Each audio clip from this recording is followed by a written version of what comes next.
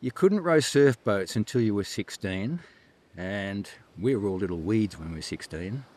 And Jim Polaris got us into a surf boat in December 1968, as soon as we turned 16. There was Robbie Summerford, myself, Kevin McRae, and Dennis True. First carnival we went in the junior boats, and we got to the Cairns in this first boat race, and all the other crews had finished.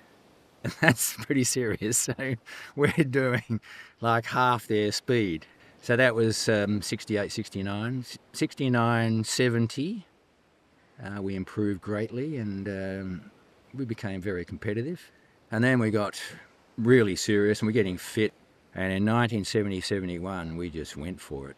So during the season, up until the Aussies, including the state titles, we won every single race. And then comes the Aussies, and that was quite an event. Yeah, the only person I'd ever seen in Aussies was Jim Polaris and a handful of other competitors. So we get through Saturday, and then Sunday, we're really getting a bit nervous. This is an Australian title.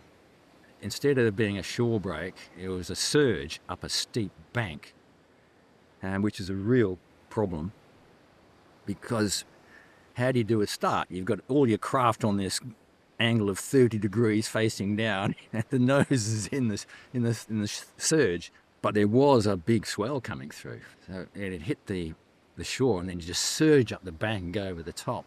So that was really tricky. So we get into the quarterfinal, and there's some big names there from the eastern states, and they're big boys. We weren't a big crew.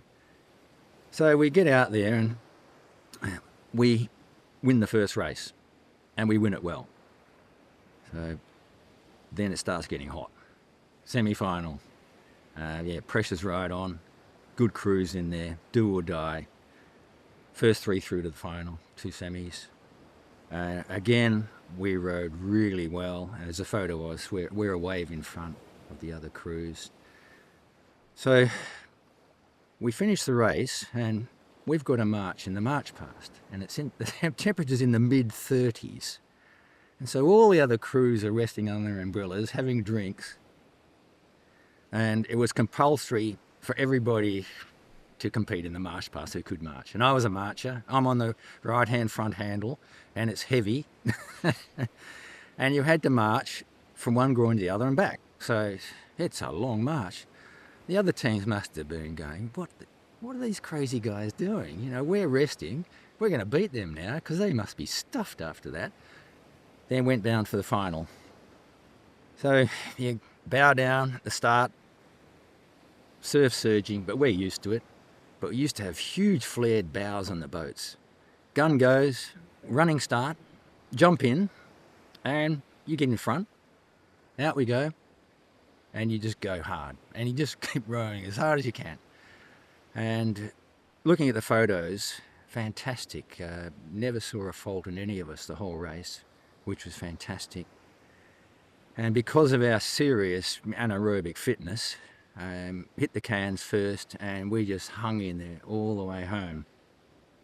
So we get past the groin, think, oh, we've won this race, hit the sand on a surge.